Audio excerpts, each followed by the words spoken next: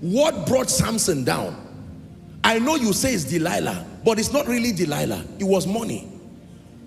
The Philistines called Delilah and said, listen, there is a man who has become a judge over Israel. This man has mysterious strength that one man can use the jawbone of a donkey and kill 3,000 Philistines. What army will stand before that man? We want you to, please, we will give you money. Can you help us to find out the source of his strength, and if possible, destroy that man for us? Ladies and gentlemen, what a lion could not do, what a bear could not do, what an army could not do. You would think a woman did it. It's not a woman that did it. Money is what did it. If they had met her and said, can you be a participant in our agenda? Go and kill Samson. She probably would have insulted them and walked out of that place. But when they brought money, she said, all right, let's sit down, let's talk. What do you want? You want to bring down Samson? It's difficult to, how much are you going to give me? Because Samson is not just this is somebody that taught the lion. That means I can die in the process. This mission is a risky mission. If he killed the lion, I mean, use a business sense. She will negotiate as a businesswoman. You think she will just receive peanuts for the risk of killing Samson? You know what it takes to kill Samson? Find out how many times she tried and failed. Samson, the Philistines are upon you. And he got up and he said, you lied to me again. I don't know what. Well, anyway, we'll leave that for another discussion. The most important thing is that Samson eventually went down. Are we together? Many times, do you know, if Samson realized, I don't know what really happened to him. Maybe it was an attack. But imagine, listen. Imagine that Samson eventually got angry and looked at her. A lion. Samson tore a lion, tore a bear, defeated the Philistines, removed the city gate, not the door to your house, the gate to a city that people use cranes to carry. He carried it and then went up a mountain, dropped it there. If you were asked to go and fight such a man, wouldn't you turn and look at the person who sent you and say, is this how you want to kill me? So imagine. But with all of that, when money came, he said, clear the way. Let me show you the power I have. I don't talk, but I move things. Money for you. And Delilah said, all right, since you brought the subject of money, I can take the risk. Finally, Samson revealed the secret.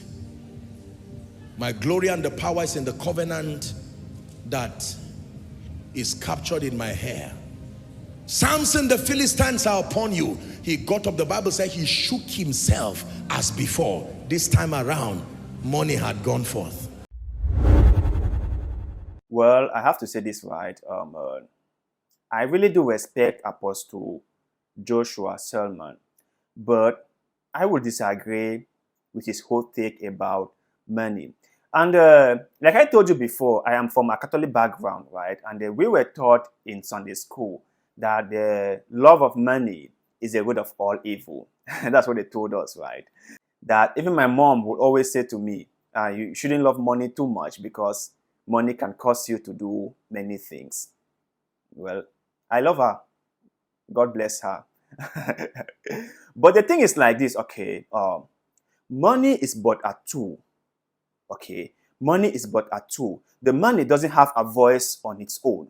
The money can never, ever do something if the people are not willing to do it, okay? The money is a tool, and like a tool, it could be wielded into good or evil.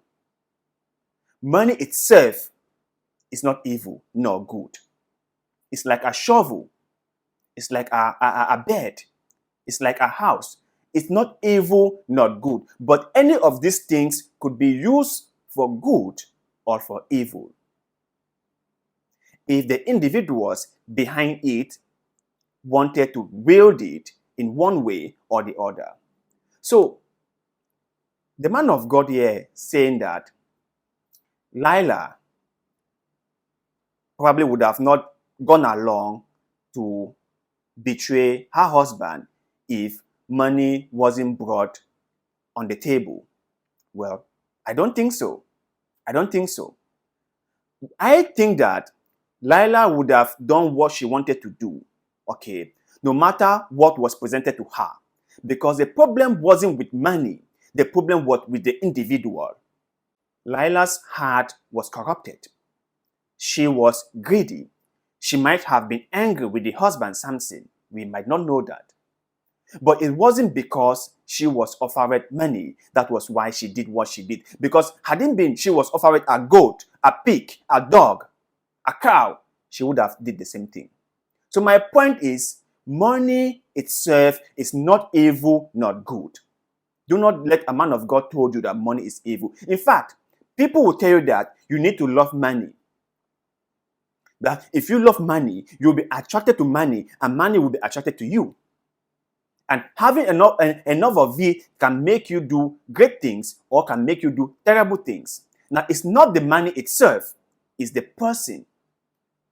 It's the person. Because people who are wicked, no matter if they are rich or poor. And people who wants to harm you would harm you, no matter if they were offered money or not.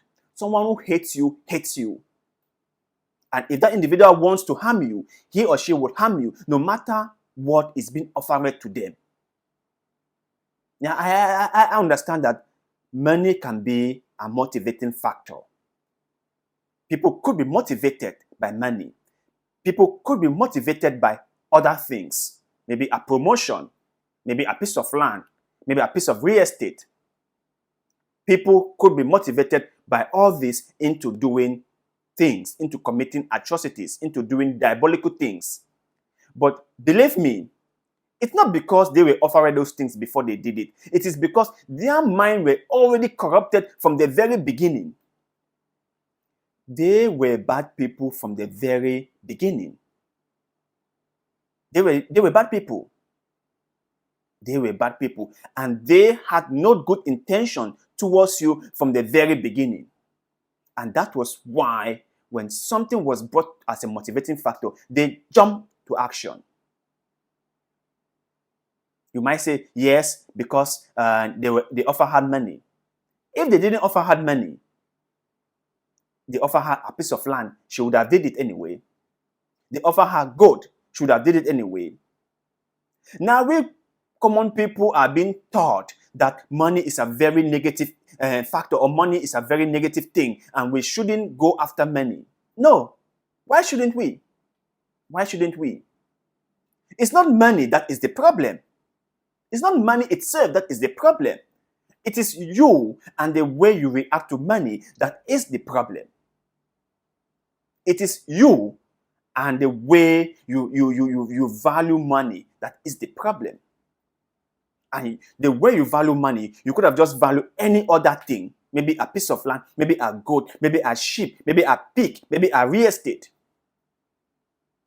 It's your way of dealing with objects. It's not money. I also hear people say that because someone is rich, the person is rude. Because someone is rich, the person is wicked. Money has turned the person into wicked people. Money has turned the person into someone very, very terrible. And I say, no. No, it's not money. It's not money. That individual was wicked from day one. That individual was rude from day one.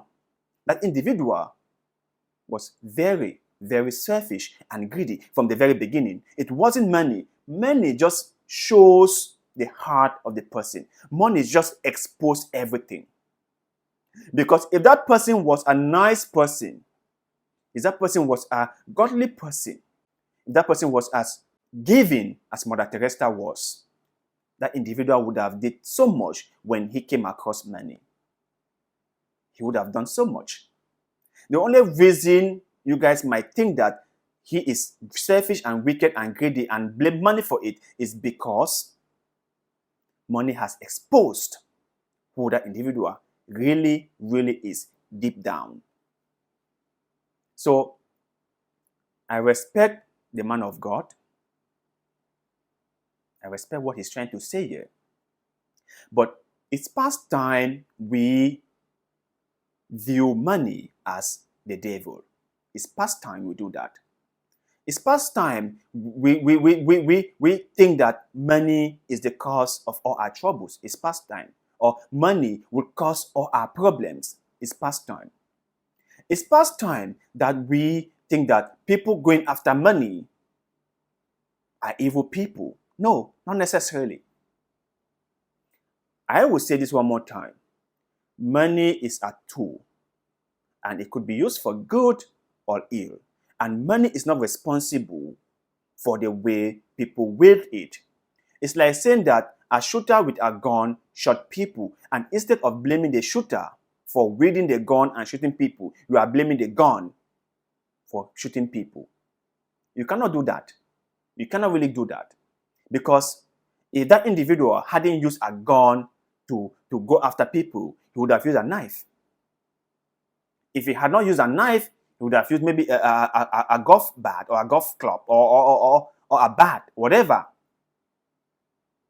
If he hadn't used that, he would have used poison to still go after his victims. So the tool is not the problem. The individual within the tool is the problem. Delilah is the problem. She wanted to betray her husband, so she did that. Money had nothing to do with it, because she would have said no. No matter how much was promised to her or was given to her, she would have said no. Like yourself, ask yourself, if someone offers you money to kill the people you love, would you do that? If deep down you love those people, and deep down you want the best for those people, and deep down you really have no ill intention against those people, against those your loved ones, would you do it? I wouldn't. No amount of money can make me hurt the people I love. No amount of money. I wouldn't do it. But would you do it?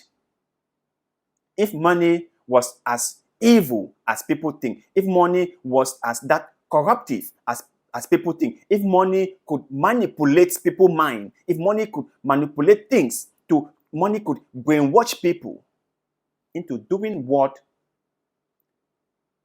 they will not do given any other circumstance, would you do it? Answer me in the comment section. Not to the people you hate, because that one will be easy. You already hate them already. So even if they didn't give you money, you will still do it. To the people you love. If Delilah really loved her husband, Samson, would she have done that to him? Let me know in the comment section. Let me know in the comment section. And to you guys, do you really think that a tool can be blamed for someone's action? Do you really think that a tool can convince someone into committing a crime? Do you really think that a tool can brainwash someone into using the tool to commit a crime? Because that's what Apostle Joshua Selman is saying. That it was money that caused Delilah to betray her husband, not Delilah. That because when money was brought to the table, that was when Delilah, Samson's wife, decided to collaborate with the people who wanted to destroy him. And so if we are going by that narrative, it means even a knife can convince someone to kill another person using the knife. Or maybe a gun can convince or can manipulate or can brainwash an individual to use the gun to harm other people. Is that even possible? Is that even possible? Let me say this one more time before people take me out of context. Money did not convince Delilah into doing the things she did. Money would never convince anyone into committing any crimes if that individual's heart has not been corrupted in the first place. Hear me out loudly. Hear me out clearly. Anyone who commits a crime with intention to be motivated by money or being paid to commit a crime, know that that individual's heart was corrupted from day one, and that was why he or she took the deal. it wasn't because he or she was offered money. It was because he or she is already a terrible person. Because if he or she was a good person, he or she wouldn't take the deal. That is the point I'm trying to make. No matter how much money you offer to someone that is pure in heart, that loves other people, who want the best for other people, that individual will never harm those people no matter how much you pay them. And if someone is being paid to do something, that person is wicked, that person is selfish, that person is greedy, that person's heart is evil from the very beginning. It's not about the money, it's about the individual. But let us know what you think in the comment section below. Thank you very much. Please, kindly do us a favor. Like this video, share it, subscribe to the channel because that helps us a lot. We shall forever be grateful to you. Thank you very much for doing just that.